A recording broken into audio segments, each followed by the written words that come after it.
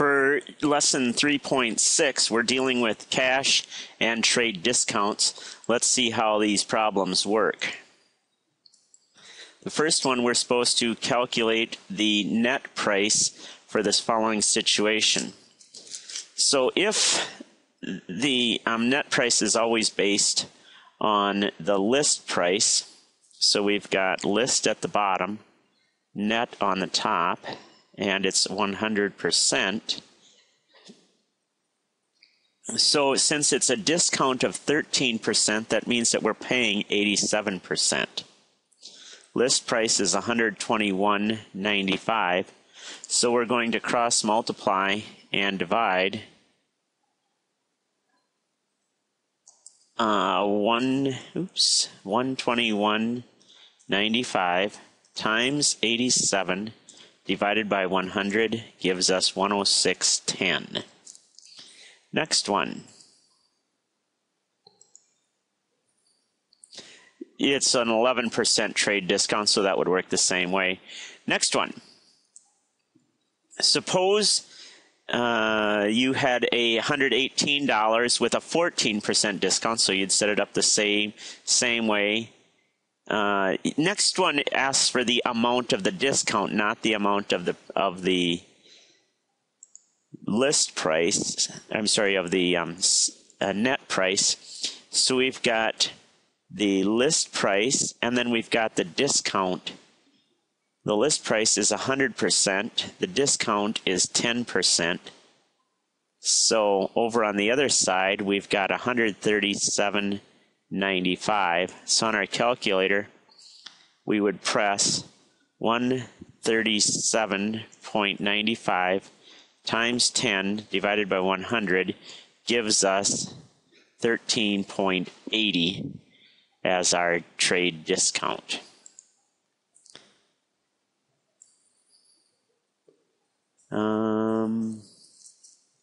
So I think that takes care of that first objective. Let's go to the second objective. Well, actually, it's the fourth objective, calculating series discounts by complements. Let's look at this first one. Now, a series of trade discounts is 15%, 13%, 18%. We could set up the whole amount off, but it's easier to use the complement. So we're going to the complement of 15 is 85, because 15 and 85 is 100. And then we're going to multiply it by the complement of 13, which is 87. And then times the complement, actually this is 0.87, times the complement of 18, which is 0.82. So on our calculator, 0.85 times 0.87 times 0.82 gives us a net of 60%, 0.60635, 0.60636. All right? We can take that amount times the list price. So we're going to take that amount times the list price, $134.95, gives us the net price, $81.83. Let's look at the next one. The series discounts here are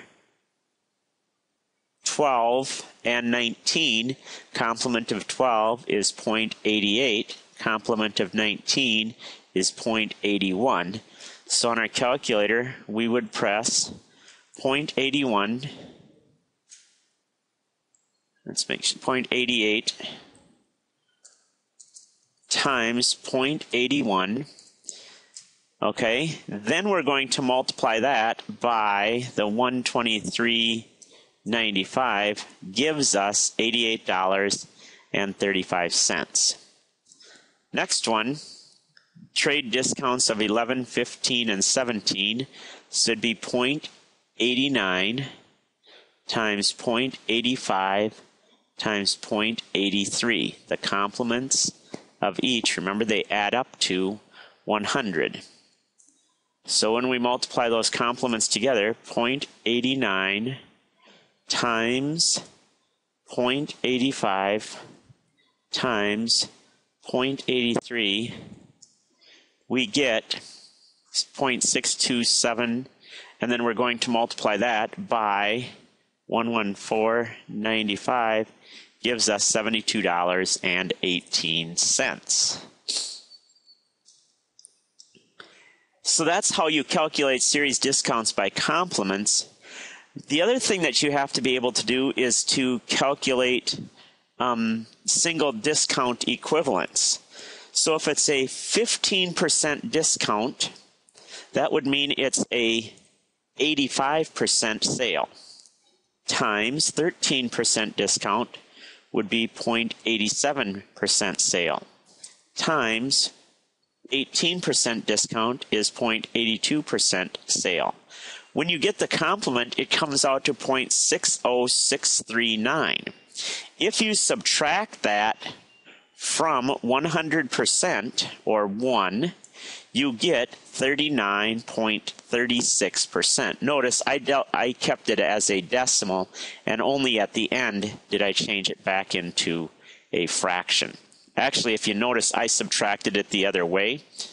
Really what you want to do is you want to take 1 and then subtract each of those discounts. 0.85 times 0.87 times 0.82, and you get 0.3936, which if you multiply by 100 gives you that in percent. Because remember, to switch from a decimal to percent, you multiply by 100. The other one that you want to be able to do, there's 2 more left, cash discounts. Remember, a cash discount is a discount that you get to help you, or to help encourage you to pay early for your merchandise that you receive from your suppliers. You purchase goods with a list price of $219. You return goods that are defective having a list price of $21. You are entitled to a trade discount of 13%. The seller paid $18 in freight on your behalf and added the amount to the invoice. You are offered a 1.5% cash discount on the net merchandise total if you pay the invoice within 15 days. What is the net amount you should pay if you make the payment within the discount period? Okay, so we've got a bunch of stuff going on here. Let's go through it. First of all, your returned goods are going to be subtracted. So you have $219 minus the returned goods of $21. Okay, you are offered a 1.5% cash discount on the net merchandise sold. So we're going to multiply that by 0.015. That will be how much cash discount we're going to get.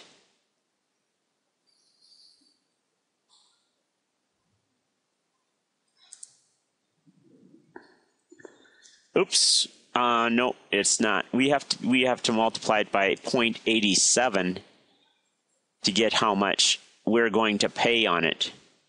0.87 because we got a 13% trade discount.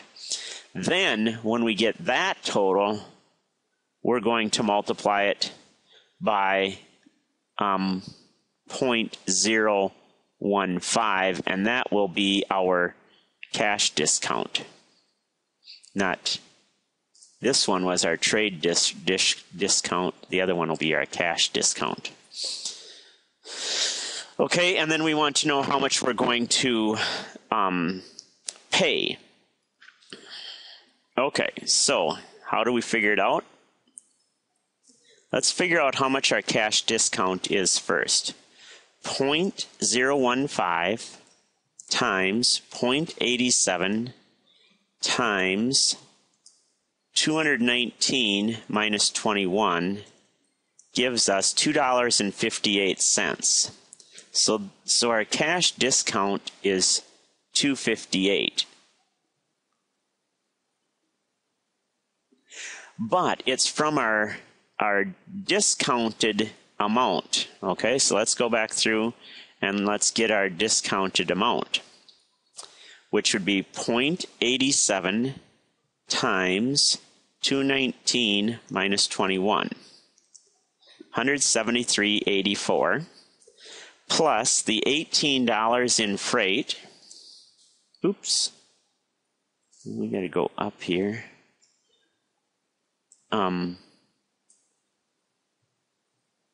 Plus $18 in freight. What did I do wrong? All clear. Okay, let's try it again. $18 plus $2.58 plus 0.87 times 219 minus 21 gives us $192.84. Oops. I see what I did wrong.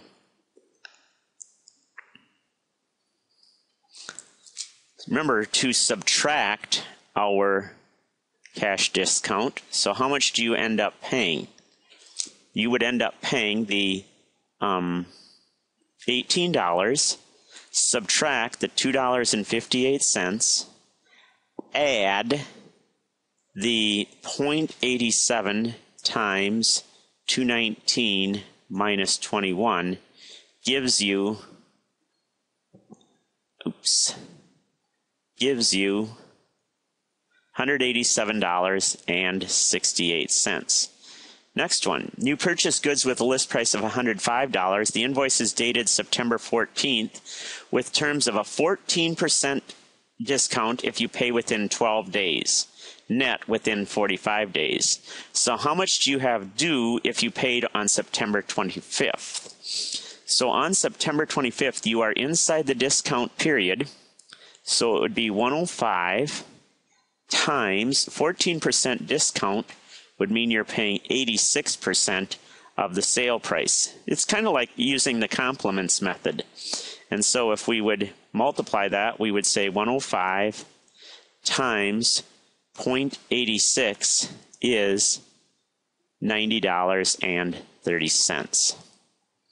Next one.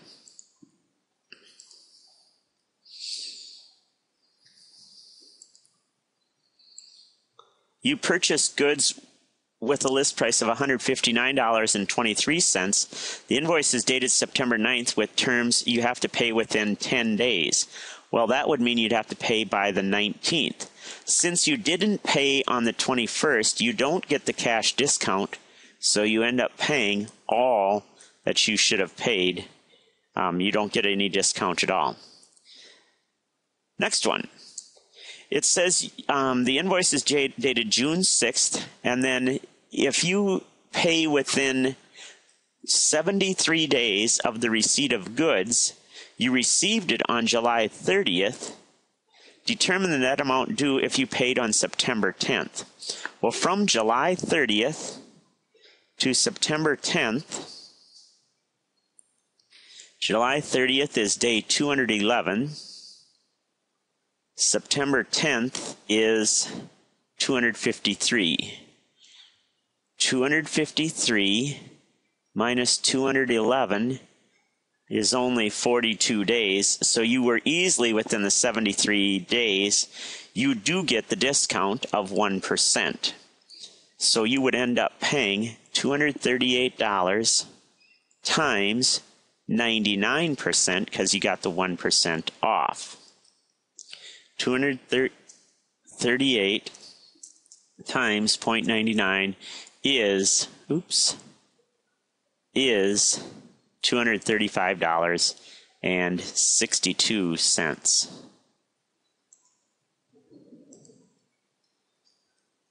Last one. You purchased goods with a list price of $118.36, dated June 18th, terms 3 within 39 days, net within 90 days of the receipt of goods. You received the order on July 26th. If you paid it on September 14th, so we want to go from July 26th to September 14th. Let's look here. July 26th is 207. September 14th is 257. 257 minus 207 is 50 days. You did not get within the 39 days, so you have to pay the full amount, $118.36. Next one. Determining due dates. What's the last discount day for the terms 1 within 15 days? Dated January 14th, 14 and 15 makes 29. If it's dated 1/13 end of the month, that means that you go 13 days into the next month, which would be February 13th. Next one. 11 days of receipt of goods. The order arrives on January 14th, so you would add 14 plus 11 is January 25th. 11 days after January 16th is January 27th. What is the last day if it's invoiced June 12th and you have to pay within 12 days would be June 24th. 1% in 12 days of the end of the month, June 28th. Now, since it's after the 25th, you would start at the end of July, which would make it August 12th. 14 days after June 8th would be June 22nd. July 23rd, July has 31 days, so there's 8 days left in July, plus 5 days left over for August. July 24th plus 12, well, there's 7 days left in July, plus 5 days in August. 99 days after September 12th, okay, so or November 12th. So if we look at our date, November 12th is day 316. 316